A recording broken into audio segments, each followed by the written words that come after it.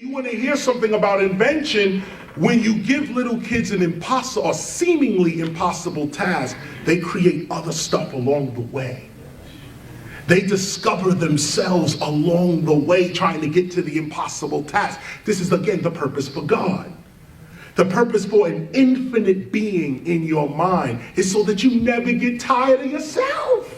That there's always something for you to reach for, always something for you to go, something always exciting. God is always one step ahead. But no, not if you're a scientist. If you're a scientist, the universe is dead. It is a thing, it's not organic. It is something that its laws, once understood, can be controlled.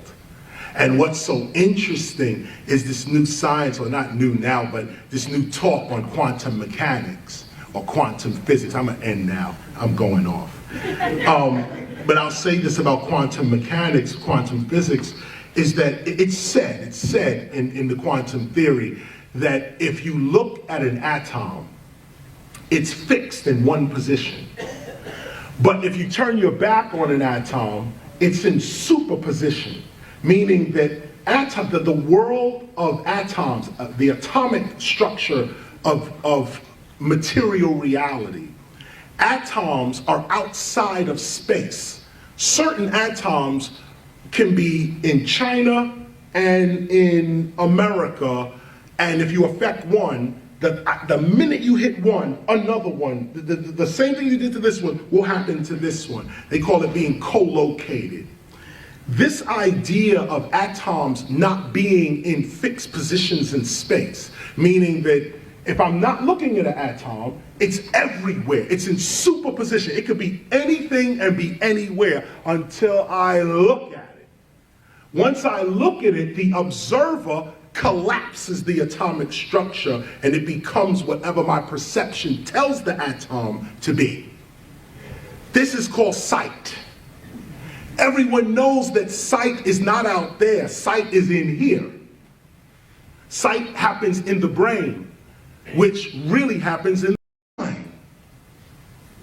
And so the reason I bring this up is because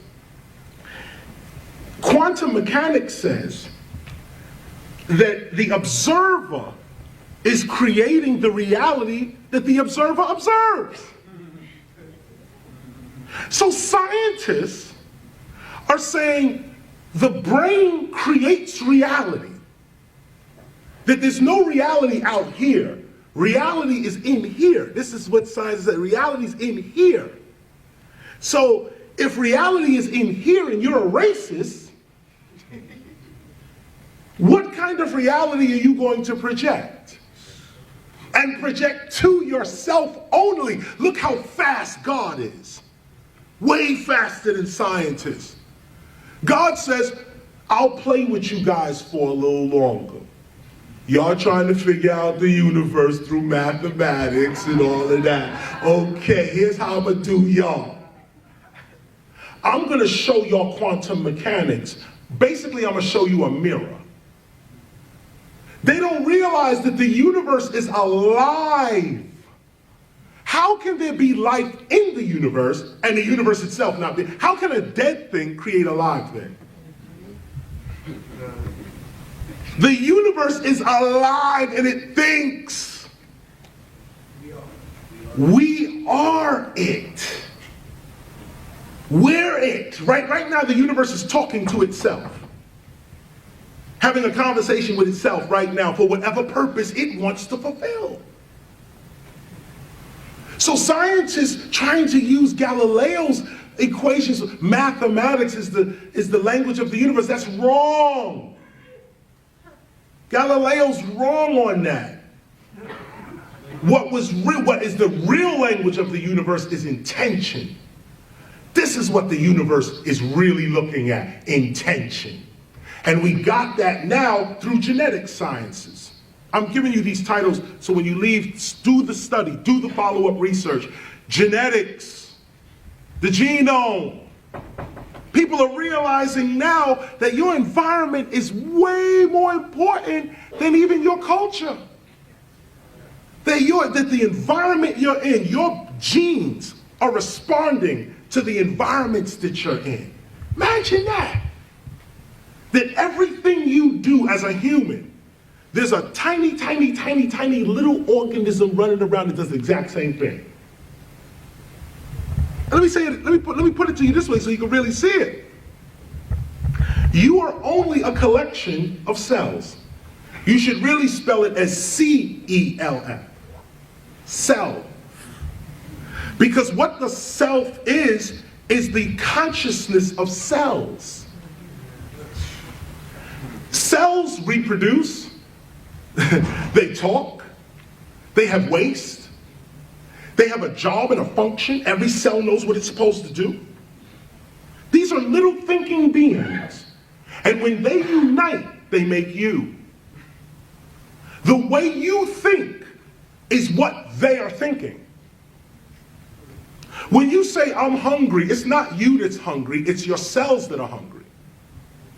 You are the slave of your higher self, C-E-L-F. You are the servant of your higher self until you become your higher self, then you're free. This is why they say you are born a slave. You're a slave to yourself. You're a slave to the addictions that your cells want. You're a slave to the made-up realities of your language. You're a slave to your fears and this kind of thing. Once you realize that I am the eternal, immortal being that speaks without this body, has existence without time and space, once you really know that, you start moving like that, and then reality starts playing with you. You start reading things right in the nick of time. Some message comes to you right off the wall. Nobody else see it. You're the only one to see it. Why? Because your perception is such. This is how you get over. This is how you get past. This is how you compete. Never compete is how you compete. The ancient way. This is the ancient way. You don't compete. The way of nature is cooperation. Everything works in cooperation.